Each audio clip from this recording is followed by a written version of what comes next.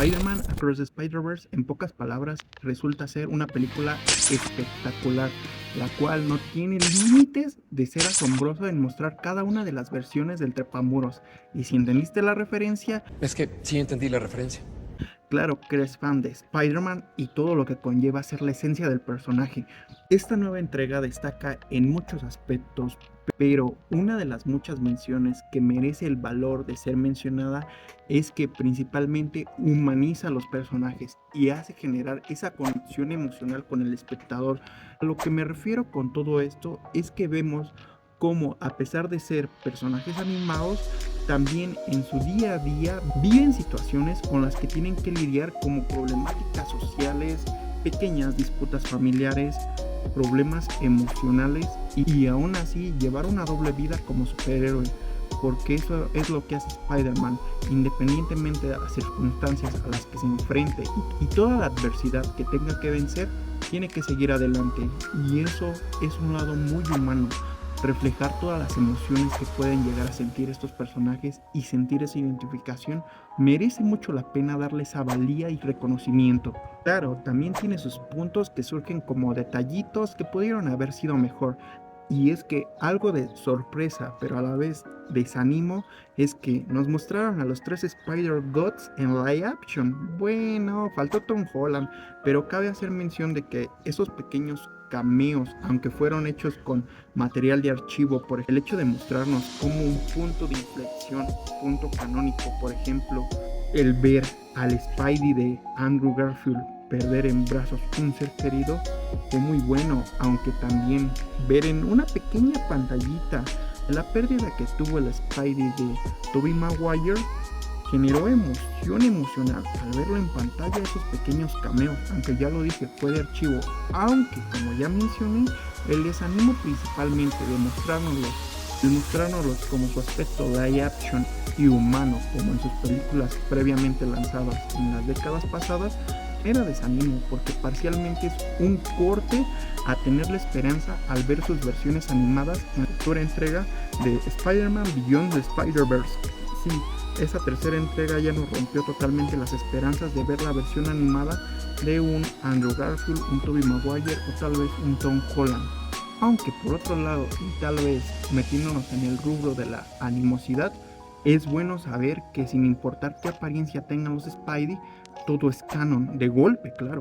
Se volvió canon de golpe. Algo que es bueno mencionar es que a pesar de que el Spider-Man 2099 de Miguel O'Hara se siente en gran medida tal vez como un antagonista, este va acorde con la esencia de lo que representa ser Spider-Man, sus valores, su forma de actuar, se siente muy bien establecido, el cual toma como razón y medida para detener a Miles Morales retenido en la base de operaciones de la Spider Society, en plan de evitar una catástrofe multiversal que puede ser causada por el mismo Miles Morales. Claro, hacer mención que esto al parecer va en contra de los ideales que tiene Miles Morales en esta película y causa razón de uno de los conflictos principales que vemos en pantalla, en poner en contra a estos dos Spider-Mans y que se vea principalmente que estos tal vez formen un team de cada lado, donde al parecer en Spider-Man Beyond the Spider-Verse tendremos una especie de Civil War,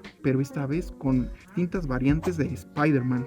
Hay que reconocer una cosa, el desarrollo y el diseño que se le puso, además del empeño al mostrarnos cada variante de Spider-Man en esta secuela, es increíble y digno reconocimiento para todos los ilustradores, diseñadores, además a quienes desarrollan cada efecto visual para hacer el contraste y diferencia de cada versión del trepamuros.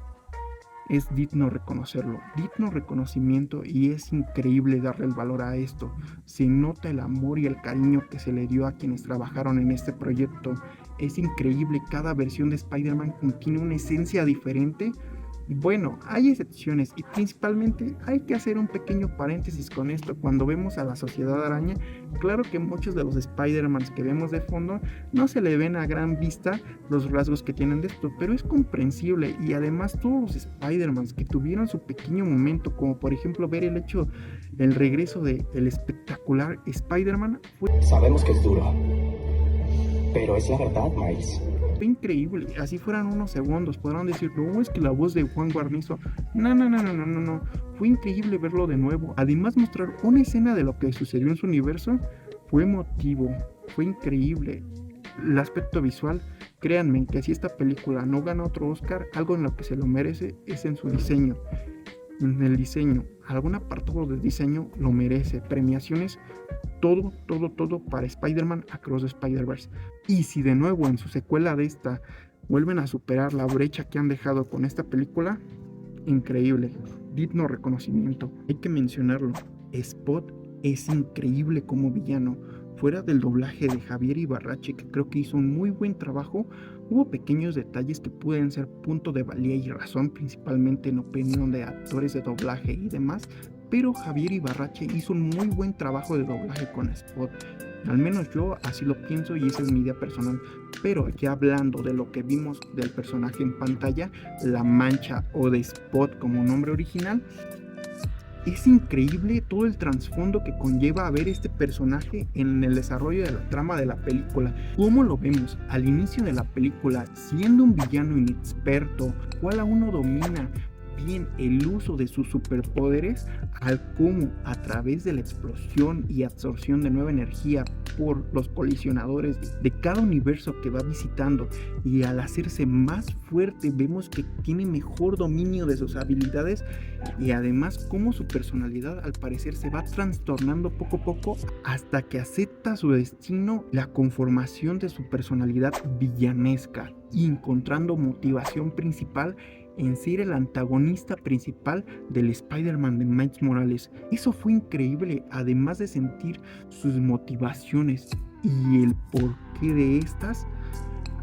Es increíble ver esa conexión y rivalidad que se genera al decir que tal vez yo sin querer mandé la araña que te brindó tus poderes, pero a la vez no te los debía dar porque esa araña pertenecía a otro, tal vez a darle los poderes a otro Spider-Man porque en tu universo no debía existir, pero luego ¿qué crees? Gracias a la explosión que tú generaste, pues ¡pum! Generó el accidente que me brindó mis poderes y así mutuamente nos creamos uno al otro. Esto fue increíble, las motivaciones de tanto detenerlo como el por qué yo soy el villano y mirarás lo que yo voy a hacer con mi nuevo plan, generó empatía para ambas partes, y creo que fue muy bueno ver esto en pantalla y explicar a ciencia cierta cuáles son las motivaciones de cada uno de los personajes, tanto de Miles Morales y la Sociedad Araña para detener a la Mancha, como las motivaciones con las que se ve lidiando Miles Morales, lidiar con todos sus conflictos personales y aún así enfrentarse a la Mancha. Wow, increíble esta película. Algo que me gustaría mencionar es que tal vez aunque estaba solamente un 12% asegurado. ¿Qué porcentaje? No lo sé, 12%. ¿12%? No lo sé, 12%. 12%. Qué falsa es tu risa. ¡Es sincera! Es risa. Tal vez mi opinión no estaba tan equivocada sobre el doblaje, y aunque hay pequeños detalles que a pesar de que yo no tengo mucho conocimiento y mi idea podrá estar totalmente sesgada a favor del doblaje en la participación de los Star Talents, porque ya después de haber mirado la película, tal vez no hicieron un trabajo que digne hacer mención de decir que fue mediocre. Hay pequeños casos a excepción que podrás decir, no, como que su voz no hacía, como que su voz no entonaba tanto con dicha versión de Spidey o demás, pero en su mayoría creo que podríamos decir que hicieron un trabajo aceptable. Incluso el doblaje que se le dio para el Spider de Lego en la participación de Andrés Navi creo que fue muy acorde con su ánimo que muestra Andrés Navi en sus videos. Yo no soy fan, pero en el pasado yo fui espectador del contenido que hacía este personaje y puedo decir que va muy acorde con la versión de Lego de Spider-Man. Sí pudo haber sido mucho mejor y tal vez unos pequeños detallillos ahí, pero fue muy bien, le fue muy bien hacer el doblaje para esa versión de Spidey. En cuanto cabe hacer mención que a Javier Ibarrache creo que hizo un buen trabajo con el villano de Spot. Sí, tal vez algunas entonaciones hubieran mostrado una mejor emoción en ciertas escenas de la película, unos cambios de escena a otra, el ánimo que mostraba Spot en cuanto a mostrar ese sentimiento de ya haberse formado como villano, pero de ahí en más creo que todos los Star Talents hicieron un buen trabajo, y ni hablar del equipo de doblaje acorde a los principales Spider, tanto como Miles Morales se vio un gran Se vio una gran evolución de Emilio Treviño al hacer la voz de este Spider-Man, como tanto de Gwen Stacy, tanto transmiten esas emociones, las emociones que debían de dar. Y creo que de ahí en más, las participaciones creo que quedaron muy bien. Incluso la pequeña participación del buitre de la tierra de Gwen, o de otra tierra, no me acuerdo de qué tierra es, fue muy bien. La versión de Alex Montiel, ese tono de voz que le dio, hizo un buen trabajo. Para terminar, hay que mencionar algo que es claramente visible después de terminar de ver la película. La trama posee un tono más maduro, se le dio principalmente el desarrollo que merecían a cada uno de los personajes y es digno reconocer todo lo que vimos en esta secuela.